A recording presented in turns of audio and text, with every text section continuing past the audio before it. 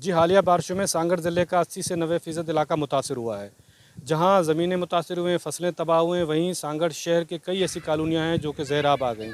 और तकरीबन 2 महीने से कई ऐसे इलाके हैं जहां पानी बढ़ रहा है लेकिन कम नहीं हो रहा है। इस वक्त मैं सरवर कॉलोनी के इलाके में मौजूद हूं, जहां आपको नज़र आएगा हर जगह पानी ही पानी है। कई ऐसे घर हैं जिनके चारों तरफ पानी है और वो लोग यहाँ से नकल मकानी करके दूसरे जगहों में चले गए।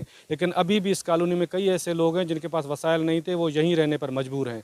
ज़्यादातर इस इलाके में मजदूर तबका रहता है और बारिशों के बाद काम बिल्कुल बंद हो चुके हैं। उसके बावजूद वो यहाँ रह रहे हैं, लेकिन इस गंदे पानी के होने की वजह से यहाँ मच्छरों की अफजाइश हो रही है और लोग मुख्तलिफ बीमारियों के मुब्तला हो चुके हैं। इलाका में कि उन्होंने मुतालबा किया है कि इन इलाके में जो मजदूर तबका है जिनका काम नहीं है, काम बंद हो चुके हैं, उनके लिए राशन का इंतज़ाम किया जाए, मच्छर मार स्प्रे किया जाए और जो सेहत की सहूलियात दी जाएँ। और इस इलाके में जो पानी खड़ा है कोई तरीका करके इस पानी को निकाला जाए ताकि जो लोग यहाँ से नकल मकानी कर गए वो अपने घरों को लौट सकें।